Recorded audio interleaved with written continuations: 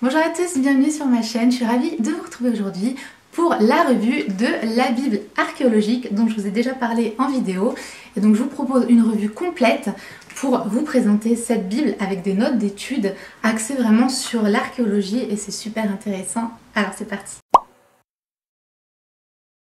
Du coup, cette Bible, elle est vraiment très intéressante puisque, comme je vous disais, elle a des notes d'études et elle est axée vraiment sur l'archéologie, ce qui est vraiment un thème très intéressant par rapport à la Bible, mais surtout, j'ai jamais vu de Bible comme ça, vraiment axée sur ça, d'autant plus que vous allez voir à l'intérieur, il y a beaucoup de photos, beaucoup d'images en couleur et beaucoup d'éléments et c'est vraiment intéressant. Donc voilà, j'ai hâte de vraiment vous la partager un peu plus. Alors voici à quoi elle ressemble de plus près. Archéo, hop, c'est j'ai la version cartonnée. Voilà, au dos vous avez un petit extrait, etc. Second 21, la maison de la Bible, le prix, et elle est sans la jaquette comme ceci, exactement pareil, sauf le dos qui est comme ceci.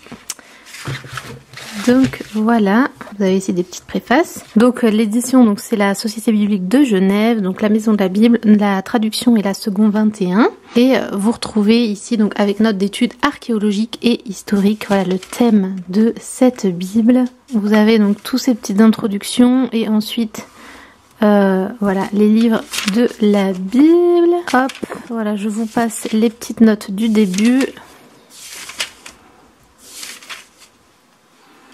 Ça c'est très intéressant, on a ici introduction historique, vraiment, vous avez vraiment toutes les explications. Ici vous avez la chronologie, donc c'est vraiment sympa aussi pour se repérer. Et on arrive ici à l'Ancien Testament. Donc vous avez avant chaque livre une introduction, donc la Genèse, l'auteur, destinataire, réalité culturelle. Ça c'est vraiment intéressant pour l'herméneutique, ça vous met vraiment dans l'époque, la culture du moment, etc. Des petites informations complémentaires au niveau de cette époque-là. Vous retrouvez ici la petite chronologie. Vous avez le plan ici. Et on a voilà la Bible qui se recoupe comme ceci. Donc vous avez le texte ici. En bas vous avez les notes. Et vous avez parfois des petites explications, annotations en plus. Par exemple ici on a tous au niveau du récit de la création, au niveau historique, etc. C'est vraiment super intéressant. Voilà une autre page en exemple. Ici on a une petite indication au niveau de la localisation du jardin d'Éden par exemple. Alors je voulais vous regrouper un peu le type d'encart qu'on peut avoir.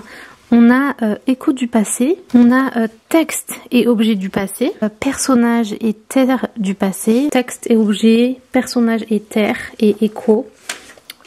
Du passé à chaque fois nous apporte des informations sur par exemple un objet, etc. On a ici site archéologique, ici, sur un site particulier par exemple.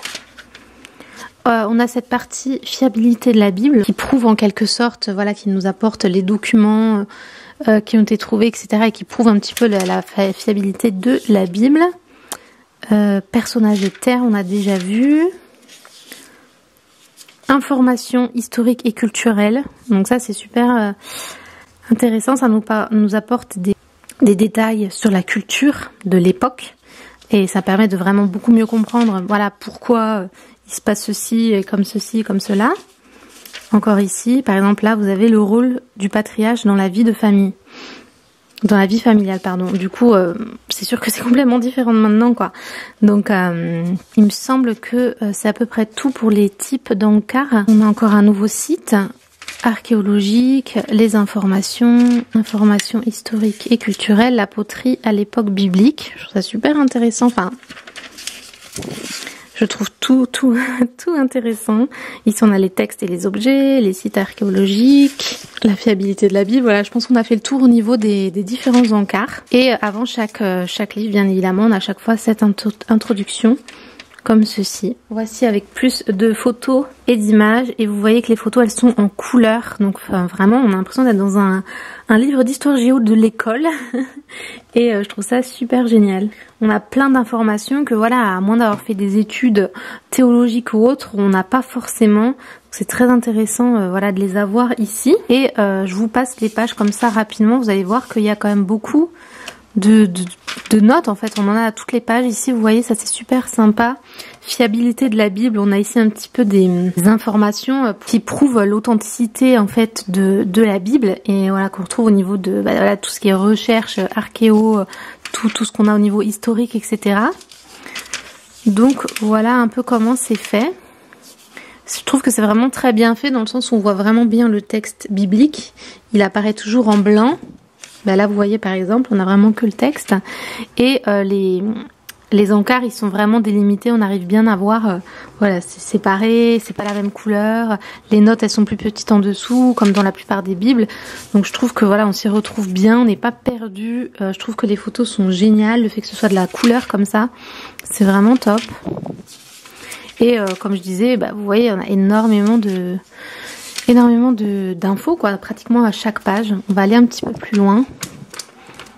Je fais un petit rapide survol. On va aller dans le Nouveau Testament pour voir un petit peu la différence.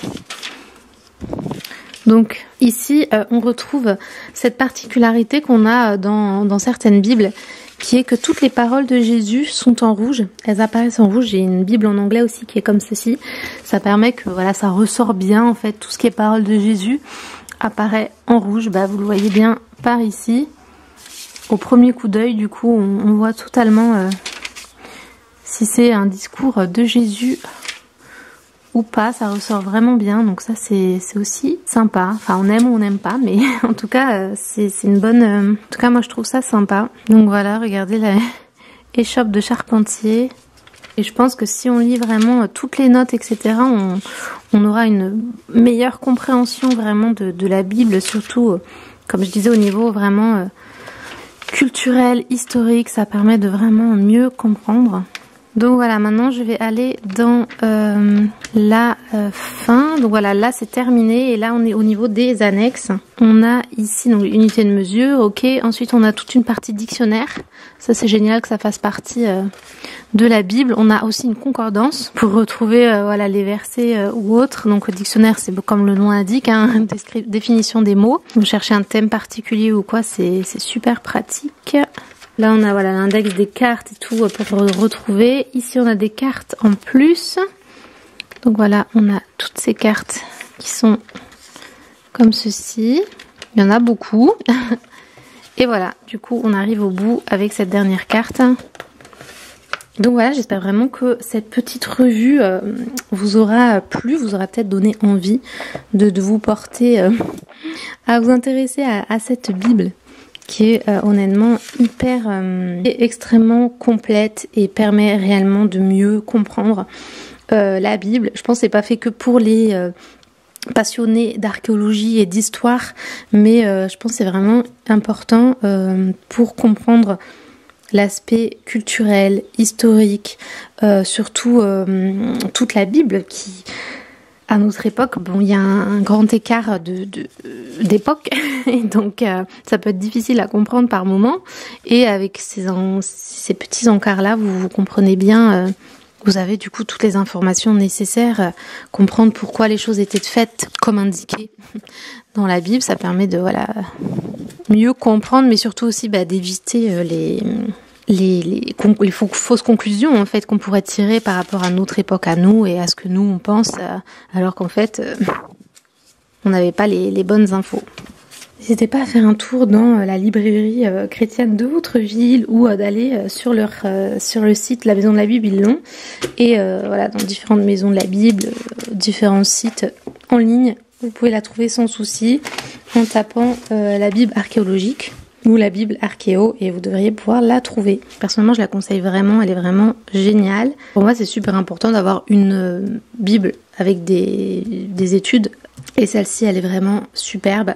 Et voilà, si vous n'êtes pas extrêmement studieux, le fait que ce soit en couleur avec des photos, un petit peu comme des articles à l'intérieur, ça peut aussi la rendre un peu plus attractive. Donc voilà, n'hésitez pas, si vous avez aimé cette vidéo, surtout n'oubliez pas de la liker, de mettre un petit commentaire en dessous et surtout abonnez-vous à la chaîne si ce n'est pas déjà fait. Et je vous retrouve très prochainement. Bye!